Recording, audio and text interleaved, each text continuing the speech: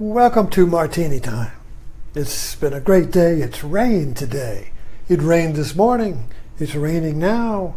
The weather reports showers for the rest of the week. The drought has broken. Something broke for me. That was my title. I just wrote that. Something broke for me. Usually when I'm fixing my martini for my talk, the idea comes for the talk. Isn't that strange? I'm stirring the martini shaker. I have a glass shaker. It's not a stir. Stir, don't shake. Number one rule my martini priest uncle taught me. He always said if you shake it, it bruises the gin. I think he was just joking. But I shook the martini up once and it was all full of bubbles. So maybe that was bruises. The gin was crying, ah.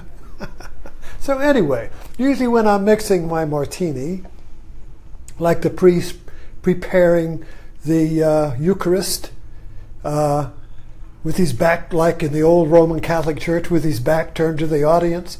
So he's kind of like, what's he doing up there? Kind of magic, alchemy, And then he turns with it, he turns with the Eucharist. Something's happened, something magic. Well, we don't know what he did. Did he put something in it? We don't know, see. So when I'm stirring my martini, I usually get the idea for the talk. And the last two talks, yesterday evening was about the timeless black church, and this morning was about the thick paint of time. I talked about painting the world with time, and just leaving one little spot on Sunday for the timeless, you see. But the rest of the world is painted in time, and we're all suffocating like oil on the water. So I've been talking really more since I went to the black church, Mount Nebo, and I felt the rhythm. I felt the rhythm of the preacher, and I don't know, something got in me. And I felt more with my last two talks. I felt more rhythm. I felt more surrender. I felt more in tune with my heart, you see. So something broke in me. Something broke in me. And I've been reflecting suddenly on my whole life. I'm 80 years old. And I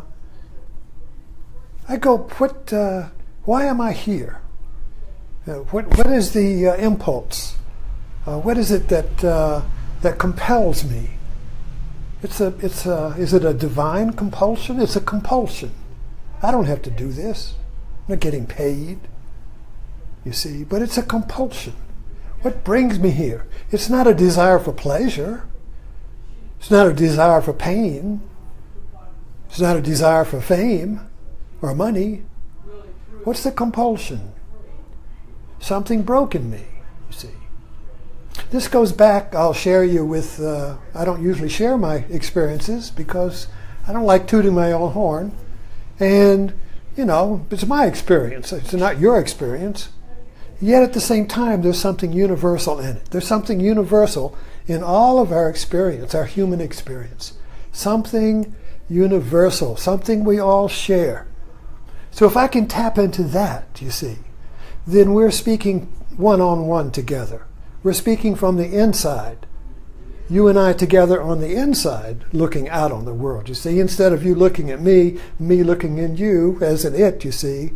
When I can find the heart, when I can find the voice of the heart, then we can suddenly be speaking together from the inside. And I first experienced this in 1968. I went to bed, didn't grow up in the church. Navy family. My mother took me in a new place every 2 years. She took me to church a few times. I remember taking me to Sunday school, but the family wasn't religious. So I didn't grow up in the grid of religion, you see. My father was at sea, and when he was home, he didn't go to church. So I don't know. There was no. I remember in high school, I grew up in California, so there was no. It wasn't like being in Blackstone. Like the first time you meet somebody, what church do you go to? Nobody ever asked me that. But anyway, I was kind of an atheist, agnostic, I don't know. But I do know this. I got hungry for truth since I didn't find it in the church. And then I didn't spend my time bashing the church. But I was suddenly responsible for my truth. I had to find it. So I became curious, and I began to read. And I began to read everything, you see. But it was always, there was a direction to it. Read Thomas Merton in the late 50s, and that was the first time I got a spiritual adjustment, you see. And that continued. And in 1968, somebody gave me a tape by Krishnamurti, and I went to bed sleeping, listening to that. And I woke up, I was in a timeless place. I talked about timelessness for the last 2 days, you see. And I've always talking about that, but different ways, you see. But in the timeless place, see, the personality I went to bed with was in time. Now, what I mean by in time is that you feel like you are a personality in time. You've got a past and you've got a future. You hope. Could end any moment. But there is a time. You're moving in time from past to future. And everybody knows you. They like you or don't like you.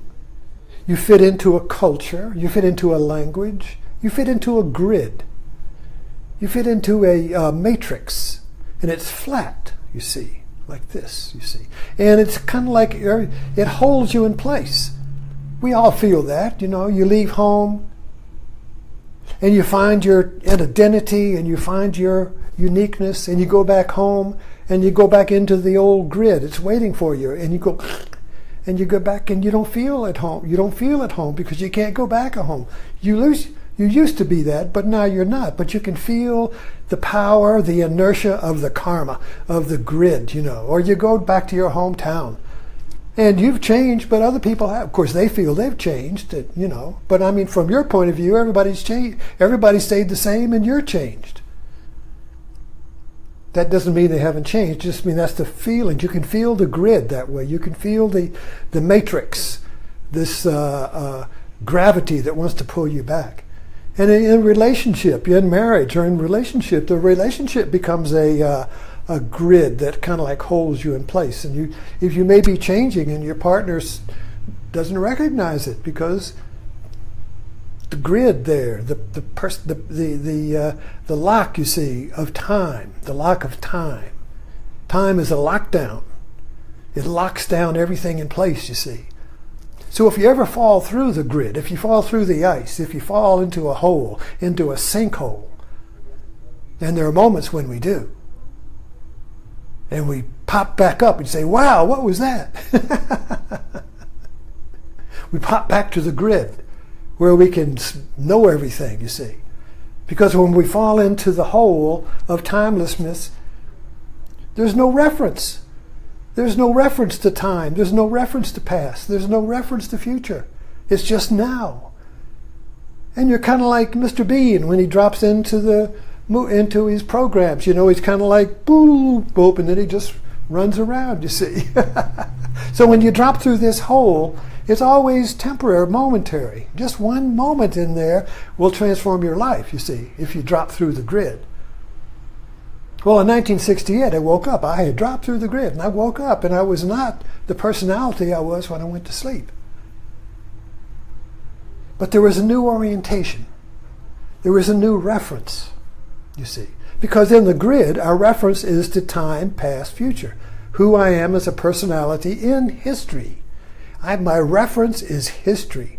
My town, my family, my country, even humanity. You know, the reference is history, and time is form. The reference is form. I know myself because I'm a form in form, and the language and the culture and the history and the presidents and what I learn in school and everything is on that grid. But if you drop through it, there's no more reference. If you drop into the timeless zone, the dimension, you see, if I hold this up here, this right here is the horizontal time zone. That's the flat land of time. Past, future, like that. And we're moving along it like that, you see. But if you drop through the hole into the vertical dimension right here, you drop out of sight.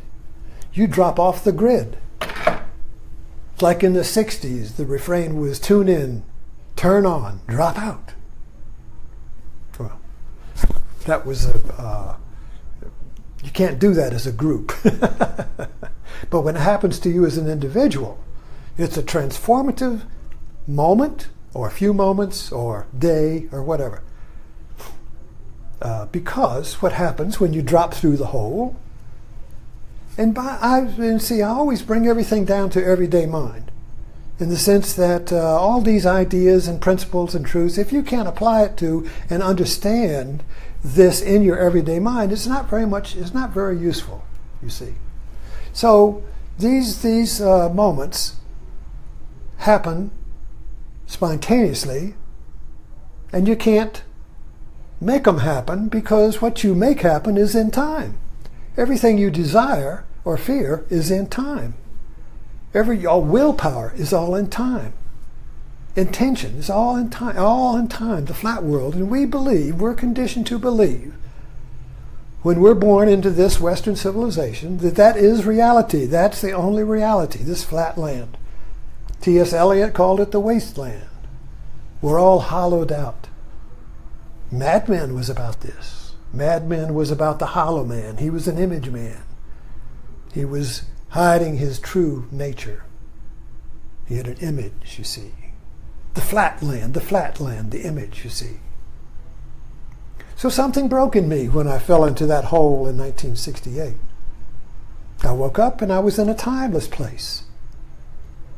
And by timeless, I mean I was suddenly filled with tremendous energy and awareness and joy and amazement. What in the hell happened? What in the fuck happened to me? I had no idea. I looked in the window, in the mirror, in the morning, and I just broke out laughing. I just recognized myself. Ha! I know who you are. You're finally here. I recognize you. I laughed, you see. And that's what Zen is all about, in the sense that Zen is that awakening, that seeing, you see, the recognition. But then as I began to move in this new dimension, some new references came in. And I knew in the heart of my being that God was the Father, you see. But not the Father of the world, but intimately my Father, as if he was, my physical father. But it wasn't a form thing. There was no God, the Father of the form. God and I were one. So it wasn't, when the Son, and this is what Jesus would always talk about. Like, he said it once, but he got crucified for it. Said, I and the Father are one. Well, that's what I was feeling. It wasn't like I got to find the Father, or the Father separate and I'm separate from the Father, which is the way we usually do. The Son and the Father, they're two. They want to get in relationship, but they're two, you see. But the awareness I had was that they were one. I and the Father are one. And yet there was two. I and the Father were one, yet there was two. And that's not logical. That doesn't fit in the time grid. In the time grid, you have to be logical. This is this, that's that. You can't be both at the same time. So the awareness I had was that I and the Father were one, yet we were separate, both at the same time. So this is the paradox of timelessness, is that you fall into timelessness and you are one with everything, yet at the same time you're separate from everything. You can still catch a bus. You can still run around and work. People say hi, they know you. But at the same time, they don't know you see. Because you can't know timelessness. You can only know something in time. Timelessness has no form, has no time. Time is like inches. You ever see an inch? A worm. An inchworm. Well, an inchworm is an inchworm because it's an inch long. But you can't see an inch without some form. So it's a convention. We just use inches and yards and to measure things, you see, but they don't exist. Time is like an inch. We use it to measure things. How long does it take me to catch the bus? I can measure that. It's going to be 1 hour. But that time doesn't exist. So when I get, say if I have to be somewhere at 2 o'clock, 2 o'clock doesn't exist. When I get there, it's 2 o'clock. You see, so we're all always now, and now is the timeless, but we experience it stretched out in time, you see. And in our map of the Western civilization, our culture, this is changing, but it's still in the process, sees everything flat, everything in time. So if you believe in time, if you feel yourself in time, then everything you see is going to be in time. If you're a hammer, everything you see is a nail. If you're sad inside, everything you're going to see is sad.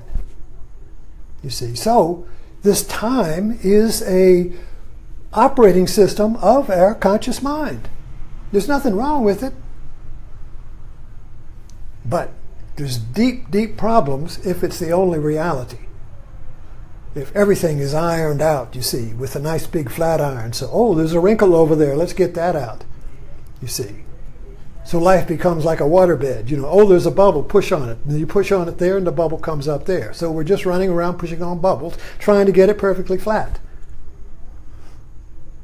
You see, you never get it flat because the push down here makes it come up there. Push, pull, you see. The only thing that never goes flat is timelessness.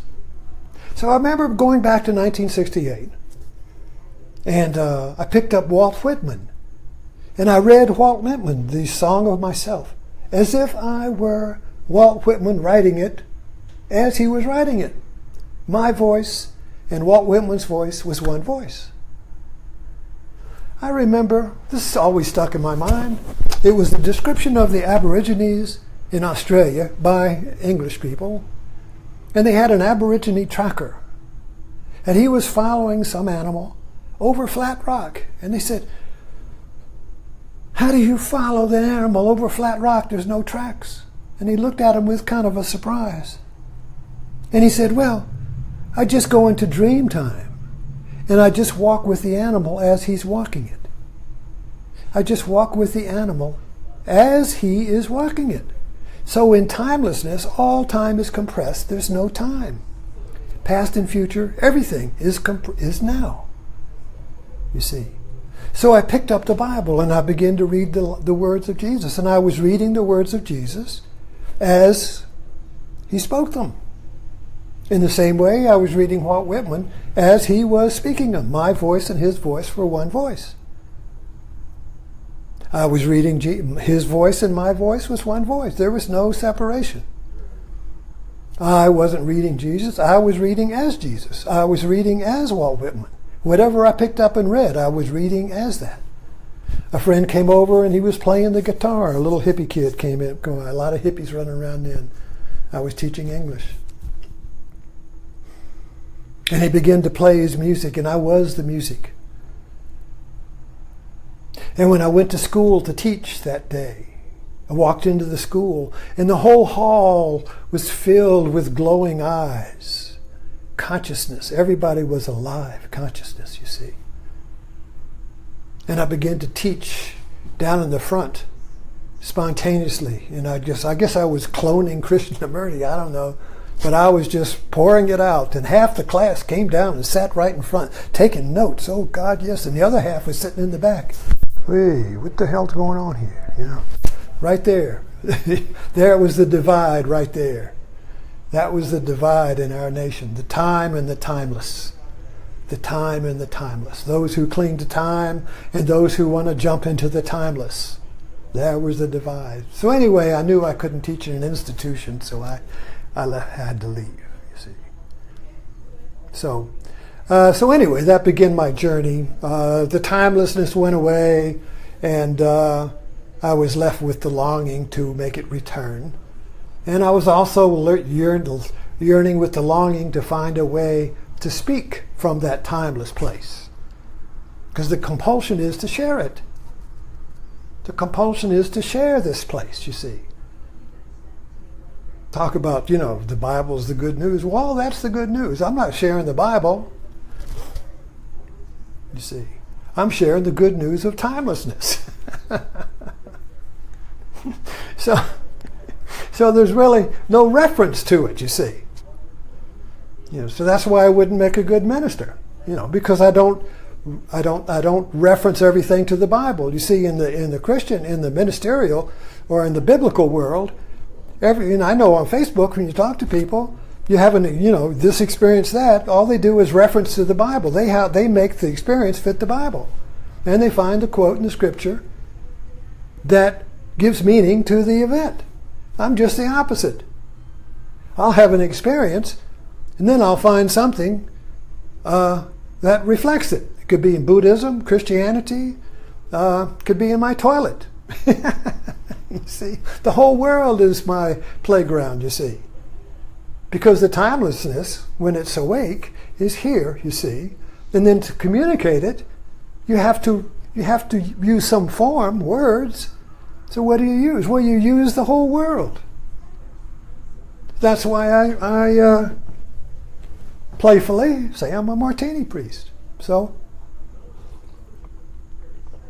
this is the Eucharist. But not really this. It's metaphorical. I don't know, I want you to go get a martini. I don't want you to go, to become a ginaholic. No. I want you to get the metaphor. I want you to see the metaphor, you see. The metaphor. Everything is a metaphor to the timeless. Everything is a metaphor. That's why art is a metaphor. Every art is always pointing to the timeless. Good art points better than bad art. Movies are metaphors. They point to the timeless, yet at the same time they point to a story. But the metaphor has two fingers. I keep saying this over and over again. Joseph Campbell spent his whole life saying this, and nobody understood. The metaphor has two fingers. One points to the fact, the movie fact, the scriptures or whatever, it points there, but the other points up, you see. The other finger points to the timeless, which is universal, which is absolute, because it's absolutely now. See, time is relative. Einstein pointed that out. Time is relative. Space-time is relative. There is no place you can rest your head in space-time, said Einstein. There is no fixed point. There is no one place that doesn't move. There is no one thing that doesn't die. Everything dies, says Buddha. Everything is impermanent. Everything is relative. So everything is flat. But that can't be, you see, because if everything were flat, life would be impossible. So there's the vertical. There's this vertical dimension. And it's always now. And see, now, like here's time, pardon my fingers, and now it's just moving through time. It's always now, yet it's always in time, you see. The two dance together. But in our culture, time dances alone, and we are out of sync. What are we out of sync with? Not God, that's the thing. We're out of sync with the timeless in our own heart, in ourselves, not out there. The timeless is not out there. The timeless is not in the Bible. It's not in God or Jesus or Buddha or Allah or in Trump or whatever you want to hook your tent to or your trailer, hook up to, you see. So we're always hooking up to false idols of timelessness, you see. Something that's absolute and won't change. But everything changes. So how do you find the timeless? Well, you're going to stumble into it. You're going to trip into it. You're going to wake up in it, you see, only when you reach the point where you realize the futility of time. When you realize that there is no satisfaction in time. There is no satisfaction tomorrow. When you get to tomorrow, it's now. You got the same problems you got now, or you got a new set of problems.